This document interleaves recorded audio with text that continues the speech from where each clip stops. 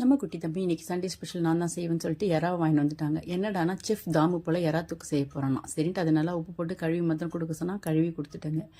பேனில் எண்ணெயை ஊற்றி சோம்பு கருவேப்பிலையை போட்டு நல்லா நீளமாக நறுக்கின வெங்காயத்தை போட்டு நல்லா சுழட்டி வதக்க வச்சுட்டான்.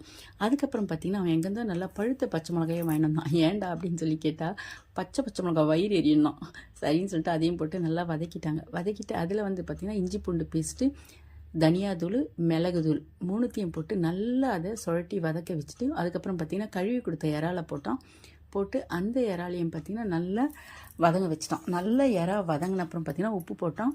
அதுக்கப்புறம் அம்மா எனக்கு தேங்காய் பால் மாத்திரம் ஒரு 1/4 கப்பு கொடு அப்படின்னா சரின்ட்டு தேங்காவை அரைச்சி 1/4 கப்பு பால் எடுத்து கொடுத்தாங்க. அதையும் ஊற்றி நல்லா அதை வதக்கி விட்டான். வதக்கி நல்லா அதை சுண்டி கிரேவி ஆன அப்புறம் சுட தட்டில் போட்டு அம்மா இந்தாம்மா இன்னைக்கு ஸ்பெஷல் அப்படின்னு சொல்லிட்டு கொடுத்தாங்க. எறா தொக்கு வேறு லெவலில் இருந்துங்க. உண்மையாகவே ஆம்பளை பசங்க சமையல் ஒரு தனி டேஸ்ட்டு தான், தனி சுகம்தான்.